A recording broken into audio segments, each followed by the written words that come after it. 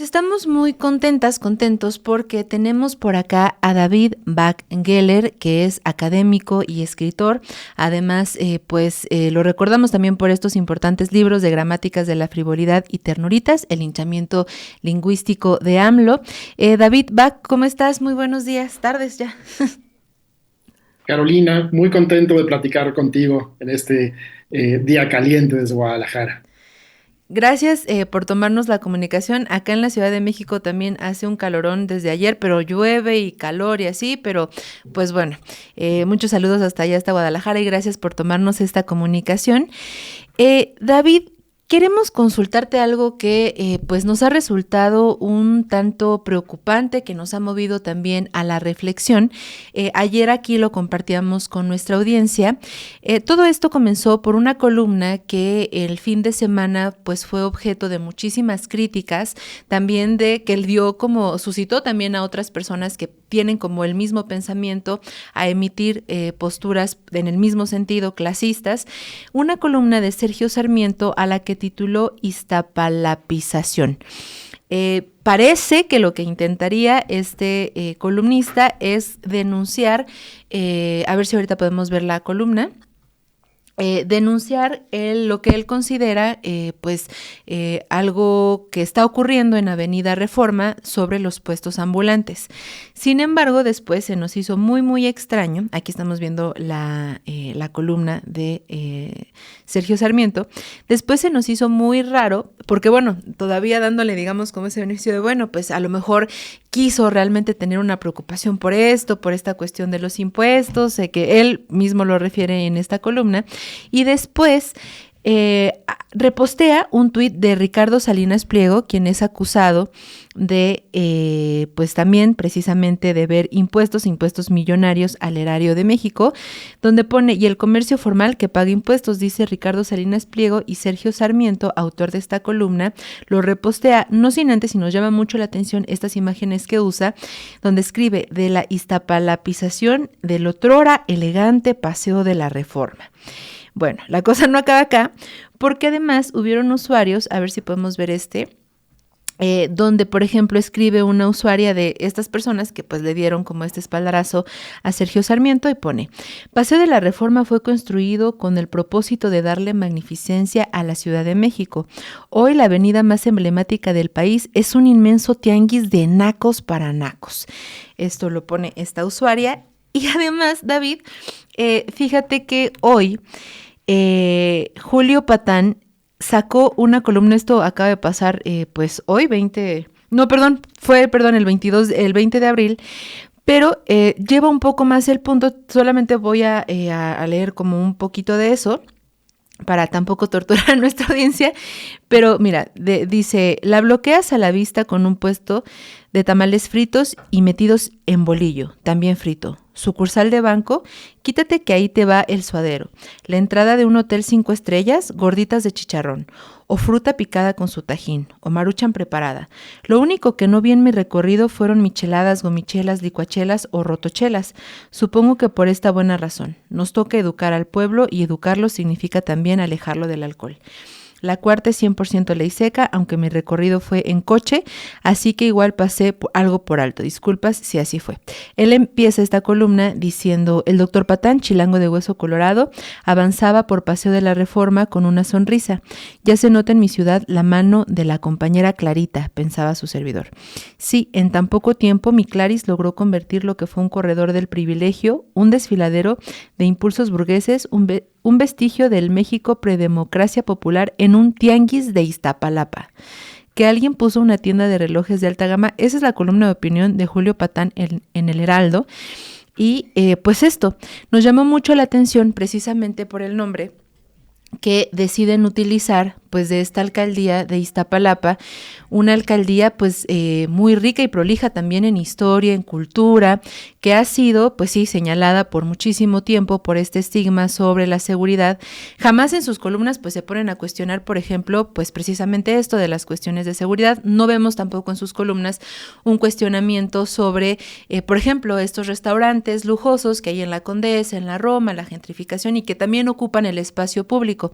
Y pues por lo que vemos de este retweet de Ricardo Salinas Pliego, pues nos hace sospechar que no precisamente están preocupados por la cuestión del pago de los impuestos. ¿Cómo ves, David? Queremos consultar contigo qué lectura le das a este tipo de expresiones y que aparecen en las columnas de los diarios nacionales.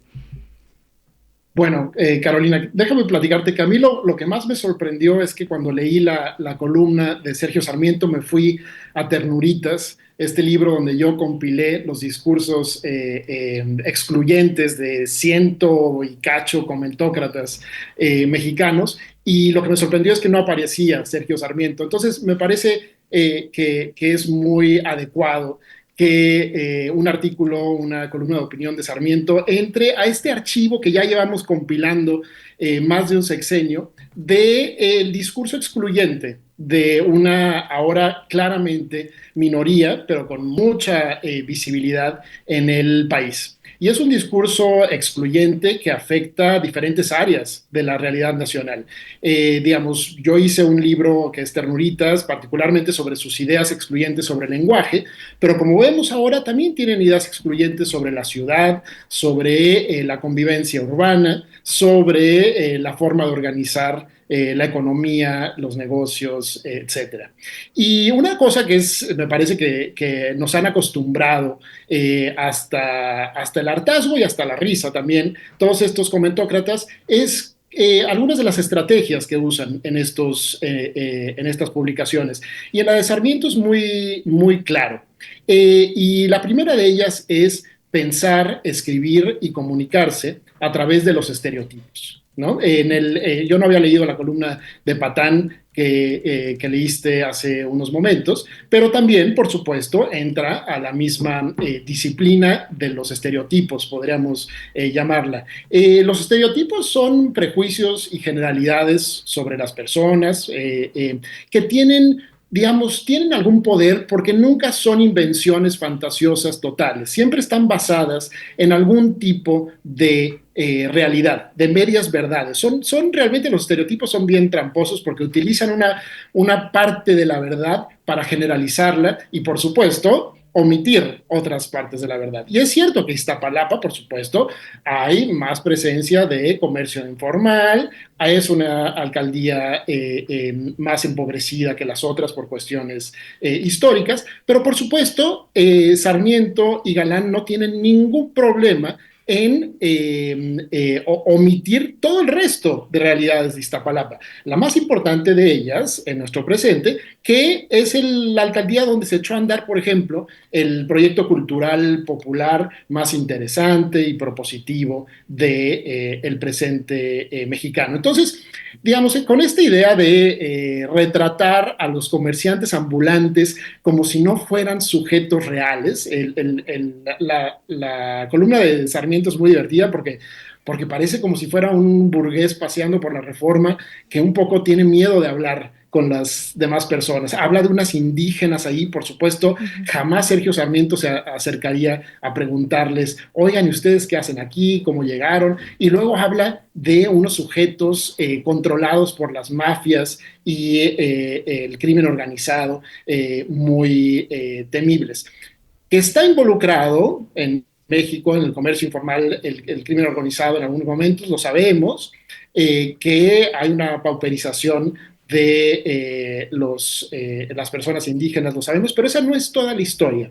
Y justamente todas estas versiones tan fragmentarias y tramposas de la realidad, lo que hacen es alimentar los prejuicios de una clase social que los tiene muy arraigados, darles esta fracción de la realidad que quieren escuchar sobre gente manipulada, sobre nacos sin cultura y, por supuesto, tapar todo el resto de la realidad nacional, que es bien compleja, que es bien rica y la que además estamos afrontando con nuevas formas de convivencia, porque es cierto que el ambulantaje, como el ruido y otros fenómenos, son problemas y son cuestiones importantes de solucionar, pero está claro que a través de la visión tan limitada, fragmentaria, elitista y a fin de cuentas tramposa que nos dan estos sujetos, no llegaríamos a ningún tipo de acuerdo y a ningún tipo de solución. Ujú. Precisamente, David, hablando justo de ternuritas, revisándolo, tú escribiste en algún punto los agentes del lenguaje único, precisamente haciendo mención de estas personas, dice, se definen a sí mismos como representantes de una modernidad occidental y blanca, aunque estén condenados a participar en ella solo como impostores o al menos como miembros de una categoría inferior, con el fin de identificarse con esa cultura moderna que consideran la única opción civilizatoria válida. Estos agentes llevan a cabo una violenta devaluación de su propia cultura. Y esto lo quise también traer acá, pues para ahondar en esta cuestión de esto como esta selección que tienen para hacer esta especie de críticas, ¿no? Como mencionábamos hace ratito, pues no existe una preocupación del espacio público o de lo que ellos consideran también digamos quizá como una cualidad estética de la propia calle en estas colonias que están con extranjeros, ¿no? Con extranjeras, en estas ampliaciones que hacen estos restaurantes. Hubo también a lo largo de estos días esta también postura de muchas personas que decían, bueno, sí, no es que se vea precisamente bonito en este lugar, porque hay que decirlo también, el Paseo de la Reforma no es que esté todo tampoco con este tipo de puestos, ¿no? Ellos hacen también referencia en general como a esta ocupación que hacen, ¿no? Lo hemos visto también varias veces que les ha molestado, por ejemplo, cuando en el Ángel de la Independencia o en el Zócalo hay grupos de música y que van las personas, siempre es como esta cuestión de deslindarse. Y esto lo quiero traer finalmente también a este punto de cómo tú puedes como compartirnos esta lectura de lo que ellos piensan, porque hacen mención repetidamente a esta cuestión de Porfirio Díaz, ¿no? Y como este tiempo donde sí era sí se veía bien y esta cuestión como elegante y esta alusión incluso que hacen a las calles parisinas, ¿cómo podemos entender esto? O sea, esta, digamos, como lectura también que podría entenderse bajo la colonización que ellos mentalmente pues postulan y que sostienen y que pues no sé si así sea, pero pretenden ser también parte de eso y que tampoco pertenecen y que violentamente pues hacen esta devaluación constante en nuestro país y a las mexicanas y mexicanos. Claro, creo que tienes toda la razón, Carolina, en señalar cómo el Paseo de la Reforma funciona como una especie de símbolo en el que confluyen muchos de sus obsesiones de estos comentócratas. Digamos, una de ellas es la obsesión neoliberal, en la que se presentan siempre solo dos opciones de convivencia. Y en esto se parecen mucho a los estereotipos.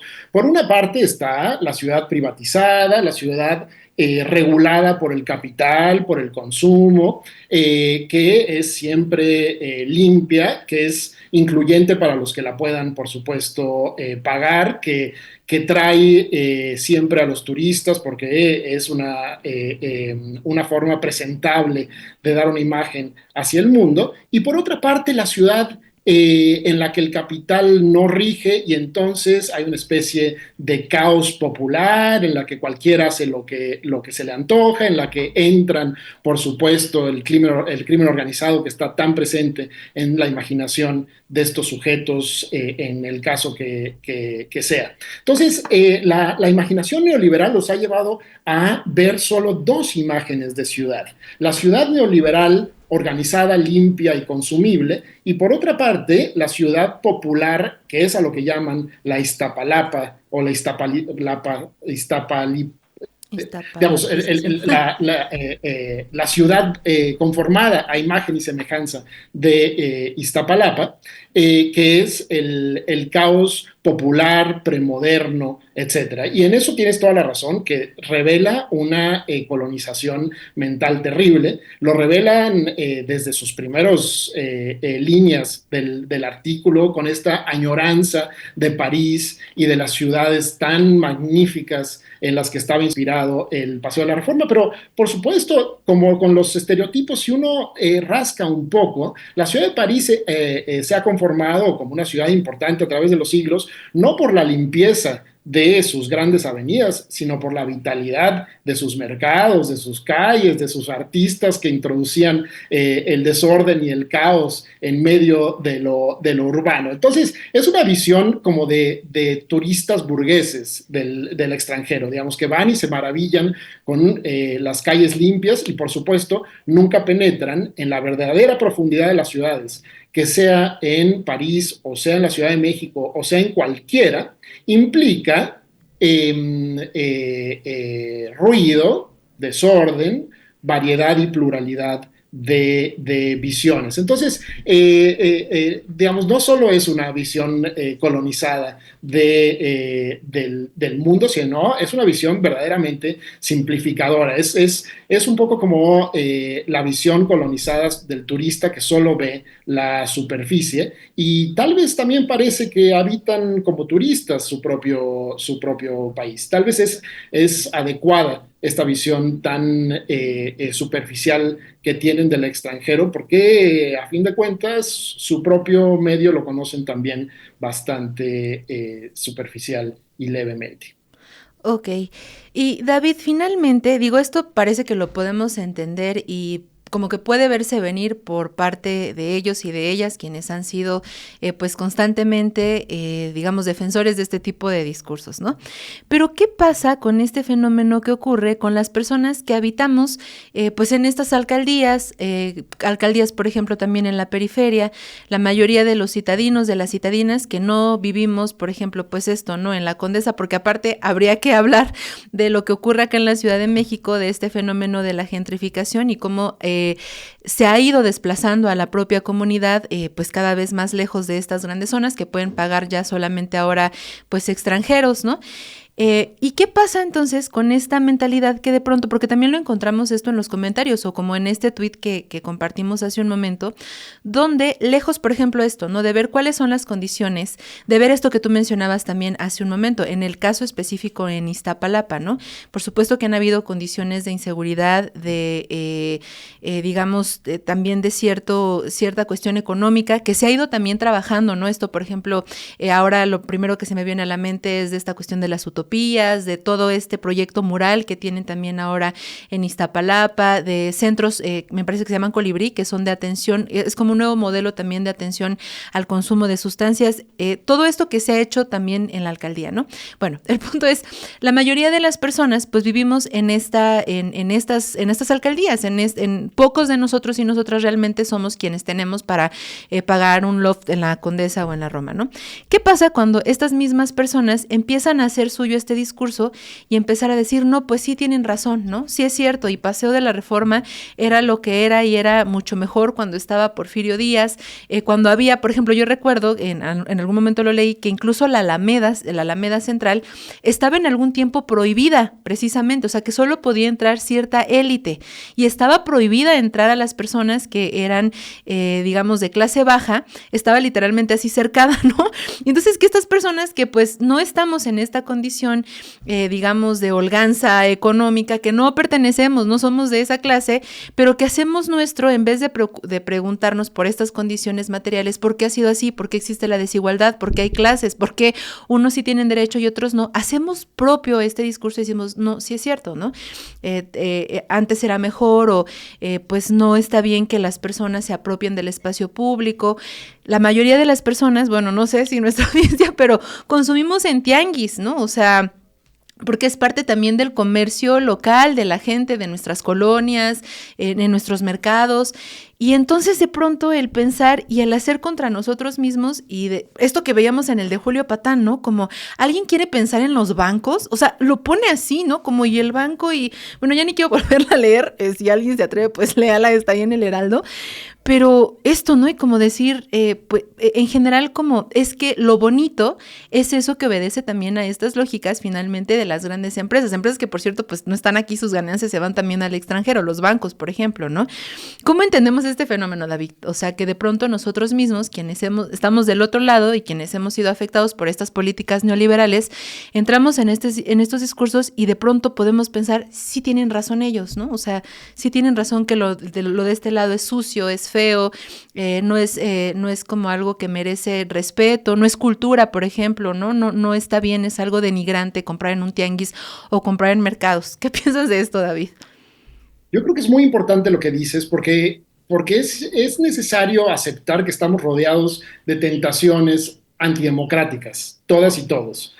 Tal vez estos artículos de los que hemos estado platicando llevan a extremos tan a veces hasta ridículos el discurso antidemocrático que no nos afecta demasiado, pero es cierto que después de décadas y décadas de neoliberalismo y además de experiencias de la ciudad particulares, por ejemplo, una de las estrategias del neoliberalismo era producir una experiencia caótica del transporte público privatizado, una experiencia de la ciudad verdaderamente invivible y luego crear pequeños oasis en los que ahí sí podía ir uno a refugiarse en el silencio, en la tranquilidad y por supuesto estos oasis eran normalmente espacios privados. Entonces ha sido una estrategia del neoliberalismo convencernos de este discurso y de esta alternativa de la que yo hablaba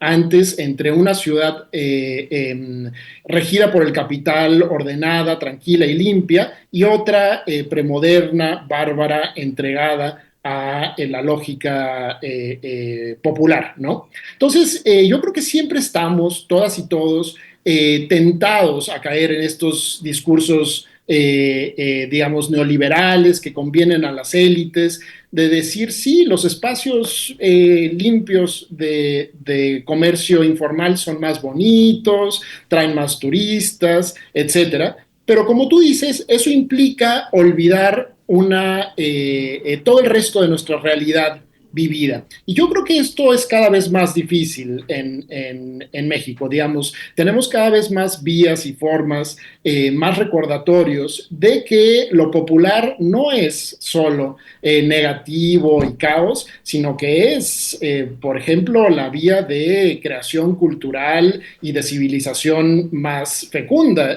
Tú mencionaste hace poco las utopías que Brugada echó a andar en Iztapalapa y que son hoy un ejemplo no solo en México, sino en el resto del mundo, seguramente también en la Francia, a la que tanto le rinden homenaje gente como Sarmiento o como Patán.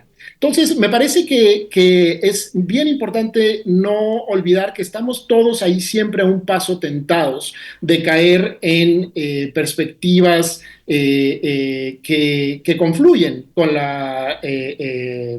con los intereses de las élites, pero tenemos que hacer el esfuerzo de recordar y además este esfuerzo está cada vez más apoyado por medios alternativos de comunicación, por intelectuales que ya no toman el partido de esas élites, sino que revisan la realidad de otra manera, y recordar que ni los estereotipos son reales, ni las elecciones de blanco y negro. Las ciudades, por ejemplo, siempre son terrenos de negociación y de lucha política también, siempre lo van a hacer, son entidades muy complejas y por supuesto llegar con un discurso de civilización y barbarie o de neoliberalismo contra caos popular es una forma de querer hacer trampa y excluir a la enorme mayoría de los verdaderos usuarios de las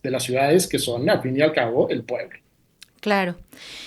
Pues David, te agradecemos muchísimo esta conversación que pues también nos expones tus puntos de manera muy clara también para nuestra audiencia y que pues eso, siempre también tu disposición para platicar. ¿Dónde podemos encontrarte, leerte? ¿Cómo podemos encontrar para nuestra audiencia pues tus libros, tu contenido? Bueno, en las redes estoy a veces más presente que otras, sobre todo en Twitter, bajo mi apellido, Bach Geller, y recientemente publiqué un libro en el Fondo de Cultura Económica, un breviario a un precio muy accesible, un libro, espero, con espíritu popular que se llama Gramáticas de la Frivolidad y por supuesto con Editorial Chamuco publiqué el libro de Ternuritas que sigue circulando y sigue creando reacciones de los lectores.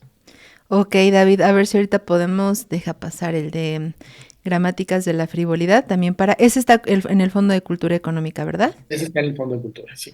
Va, ahorita lo compartimos también, aquí está el de Ternuritas, que no sé qué edición ya va, creo que tercera edición, Ternuritas. Sí, me parece que sí. Sí, ha sido todo un éxito, Ternuritas, y precisamente como dices, pues esta pues este análisis, ¿no? Que haces de todos estos comentócratas y sobre todo también precisamente en este uso del lenguaje de ellos, qué palabras eligen en ese momento para Andrés Manuel López Obrador. Acá, a ver, creo que ya tenemos aquí gramáticas de la frivolidad. Este es el más reciente.